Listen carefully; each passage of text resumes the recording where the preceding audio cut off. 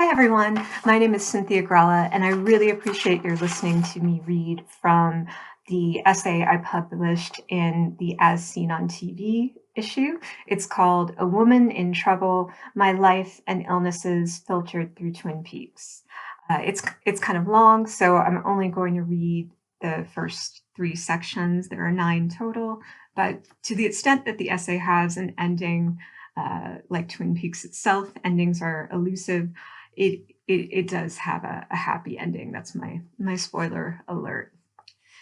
Pilot. David Lynch loves women, and he really loves women in trouble.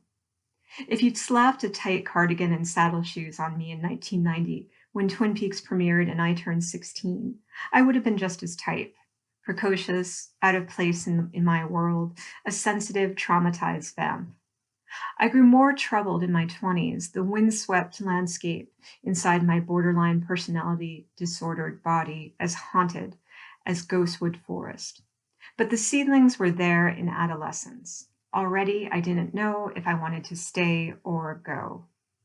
Distracted by inner turmoil, familial battles, and relationship skirmishes, I missed the television premiere of Twin Peaks. Friends raved about it and dug into cherry pie. I had to catch up on video. I remember swallowing a handful of sleeping pills before watching episode 4. I popped the VHS tape in. I wanted to die, but I also wanted to see where the story was headed. Unscripted. J.G. Ballard wrote that a film director is like a prince in search of a kingdom. David Lynch fits this description better than most. In his camera, conquering this and other worlds. He peeks under the topsoil and through crimson curtains to spy the seedy and uncanny details that arabesque our lives. He films identity as fluid.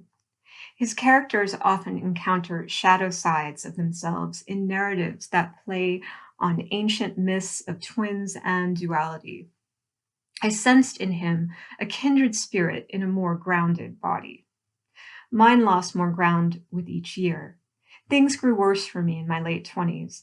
My thoughts were a tsunami, my memories a flood. My sense of self was a lambent flame, flickering on and off like the fluorescent lights in a Twin Peaks morgue.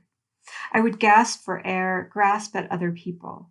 I felt like I had nothing to hold on to but lovers and friends, and I drove them away almost as fast as I attracted them. The young adults on Twin Peaks were damaged too, but glamorous. Ambrosial Audrey Horne sways by a jukebox to heavily punctuated jazz. Her face dreams through the trees, as if majestic eyebrows could fix supernatural terrors in place.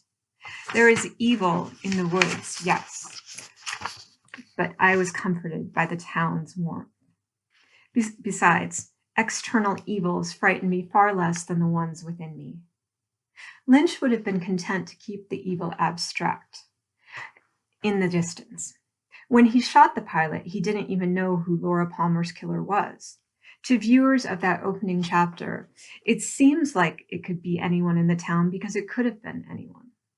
While filming on location in Washington's Snoqualmie Valley, Lynch felt his way through the low skies and drenched green, looking inside himself for an endless story to unspool. Unlike me, he had faith in the richness in there, rooted like a tree and bearing fruit. Episodes. Every great story has a boudoir, the satiny bower nested at its core. The narrative G-spot. For Twin Peaks, it is the mystery of who murdered the homecoming queen, bold and brutalized Laura.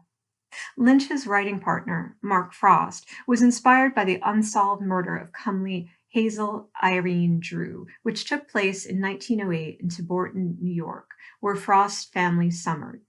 But from the start, Lynch just loved the idea of Laura, radiant on the outside, dying within.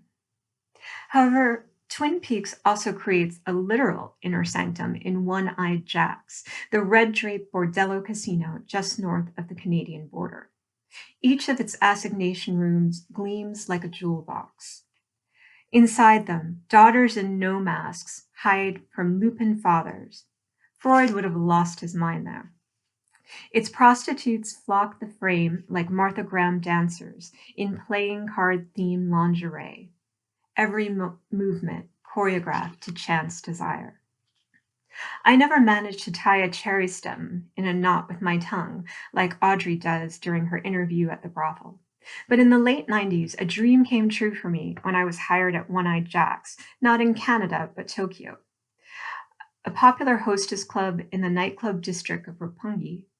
This One-Eyed Jack's was staffed by lovely girls from around the world who chatted and flirted with men while they drank on the ground floor.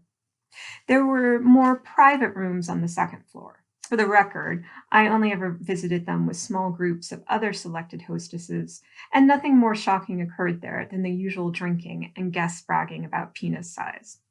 Still, this establishment got the atmosphere all wrong. The ground floor space was too large, and the stage dancers seduced to tedious pop hits rather than eerie Badalamenti music. But the name made me happy. I couldn't get enough of cities like Tokyo. In them, my inner chaos was transformed into a constellation of neon lights, dance clubs, art galleries, and restaurants. All were safer playgrounds than my own mind.